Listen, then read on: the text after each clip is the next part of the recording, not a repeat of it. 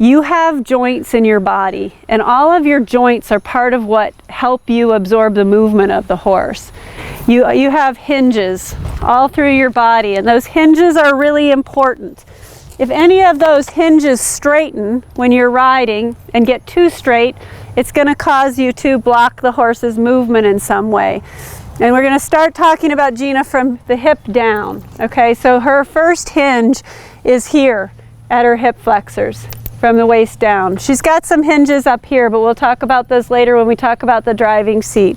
So her first hinge is here, her second hinge is here, her third hinge is here, and she's even got a hinge here. For those of you who lose stirrups, okay, you're not utilizing this hinge if you're losing your stirrup all the time. Or if you're losing one stirrup or another, you're not utilizing that hinge. And when we talk about those hinges, we have to maintain mobility in them all the time. So even into a halt, there's a small modicum of a bit of mobility. Very little, but if we stop mobilizing altogether, the first thing that's going to happen to anybody is the horse's back is going to tense and it's going to pop you off their back. If you have a horse who doesn't want to stop, who wants to drag you into the halts, who's slow to respond to your seat, you're finding yourself all the time getting pulled up off your seat, and that's why that's happening, because you're losing the hinge and the mobility when you're riding.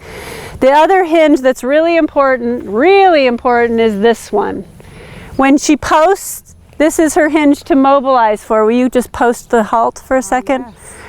Posting halt. Okay, so if she doesn't mobilize that hinge, now I want you to post and straighten your knee while you do it. If she doesn't mobilize that hinge, then that happens. So then she can't do it. She's gonna mobilize her hinge again and post. That allows her to rotate around her knee, which allows her to keep her lower leg where it belongs, okay? The next hinge is in her ankle. That's really important. When we sit the trot, the leg has to do this a little bit. If the leg's not moving, the leg's holding still, stiffen that hinge, don't let me move it. Then the horse's body, when it's moving, is not going to accept and not absorb that motion. So when your horse is in motion and you're trying to be still on the horse, your illusion of stillness comes from moving your body to the point of moving so much with the horse that you look like part of its body. It's not from being still. You can't make your body still on the horse and look still, because the more still you try to make yourself on the horse, the more the horse is going to push you away from its body. So these hinges are really important, and where they become especially important is if I've got a lazy horse that doesn't want to go. Okay, and I'm going to show you what I see all the time. Gina's going to bring her heel up, and she's going to do that, and she's going to squish her horse. And that's an aid that I see all the time, and that's a really ineffective aid. Because for one thing, if your horse is lazy, part of the reason it's lazy is because people have been doing that to it all its life. They've been squishing it all its life, and it's so used to that, it couldn't care less if you squish it again. So it's never going to react well to that aid. It's only going to get lazier, you're only going to have to work harder, and you're only going to get more and more in trouble. So that's where we get into the idea that you have to learn to kick. And when you learn to kick, you're not trying to kick the horse to wound it. You're not trying to kick the horse to hurt it. You're trying to kick the horse to get its attention. You're trying to make the kick something that the horse goes, oh, and opens its eyes and says, hey, she wants something. You're trying to use the kick as a backup to what should be a pressing leg aid that happens about where my hand is, okay? Squeeze my hand, Gina. So that's a pressing leg aid. If I'm on a very hot horse or a very nervous horse, I'm going to ride with a little bit of that pressing aid all the time, because that's going to stabilize my leg for that horse, and it's going to make that horse comfortable and happy. Whereas a lazy horse, if I have that pressure all the time, is just going to go, oh good, somebody's helping me move around the ring. I get a little assistance here. So the quick kick requires that I separate my knee from my thigh, and my lower leg has to be on this hinge that is on its own plane, where this can stay right where it is and this can move around. This hinge keeps it from going out of the stirrup. If I don't keep a little flexibility at the ball of my foot when I go to move my leg around, then my stirrup is going to float off my foot and it's going to end up, Do you want me to, sorry, it's going to end up there or there, right? So that part of that hinge is something that we can think about a lot. So you're at the point in riding where you can keep your foot in the stirrup, you can follow the motion with the horse, you can keep your legs soft, and you're trotting along and you give a leg aid and your horse says, "Didn't hear you, honey. Sorry, not here with you right now." And you want to say something louder to the horse. Well, the first thing you're going to do is make a little quick kick. Okay, do a little quick kick, Gina. Okay, that's a good little quick kick.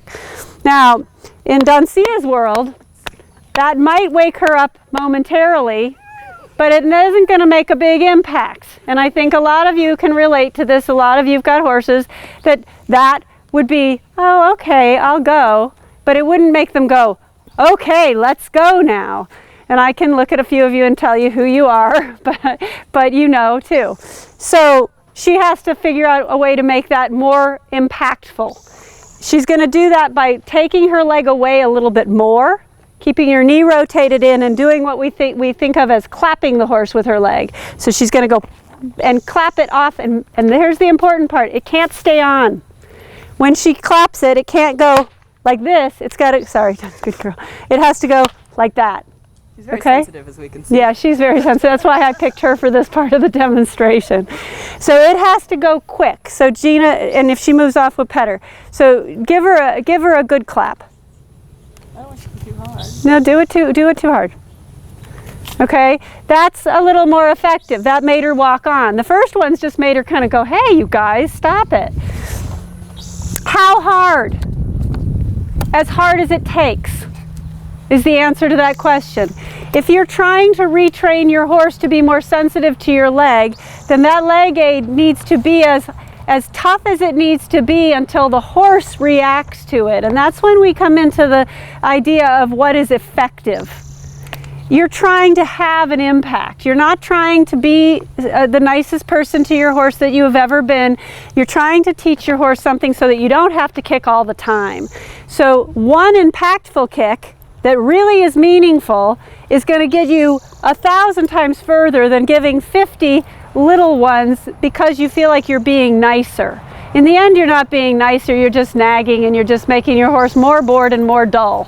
So we want to do these things to a point of effectiveness.